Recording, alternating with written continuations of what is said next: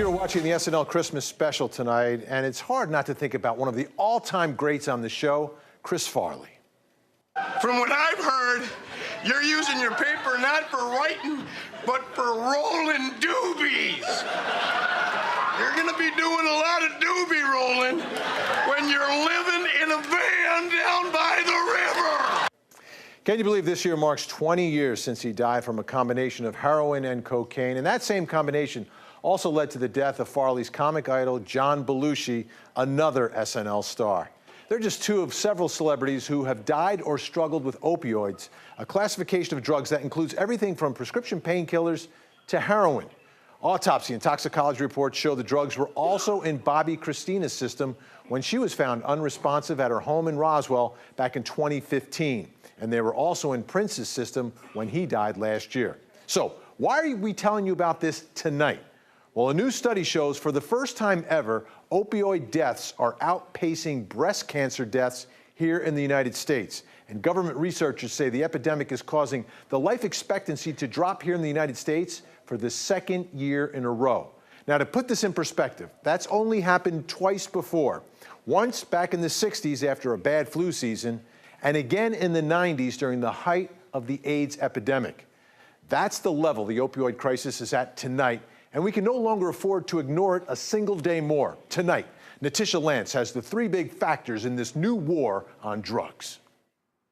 Vinny, in 2014, Americans were expected to live to 78.9 years, and now it's 78.6 years. Overdoses are now the leading cause of death for Americans under the age of 50. But moves are being made to fight the epidemic. Tonight, we learned DeKalb County has filed a lawsuit against nearly 30 pharmaceutical manufacturers and distributors for allegedly intentionally misleading the public about the dangers of opioids.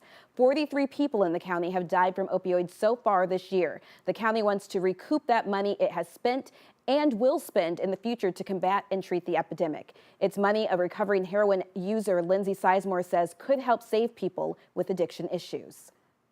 So I feel like their money could be used best as far as helping create a safe environment for the person who's trying to recover. Because without that, then there's no way that they can keep their head above water.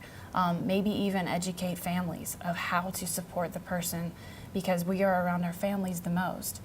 I felt alone when I was out there. So if I felt like I had a safe place, that I wasn't gonna get in trouble, and I could help understand and educate what was going on with this addiction that was flourishing within my body, I feel like it would have helped, and I would have been sober a long time ago.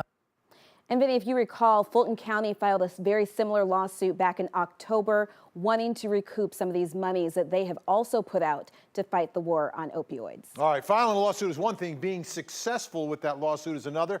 Have there been any successful lawsuits? Not yet. There have been several like this around the country that are still pending, but this will likely not be the last that we see of this, either in the state of Georgia or around the country, Vinny. All right, Natisha, super important story. Thanks so much. You know, 11 Alive has been at the forefront of the discussion of the opioid crisis. 2 years ago, our Triangle investigation revealed how this epidemic has spread through Atlanta's suburbs.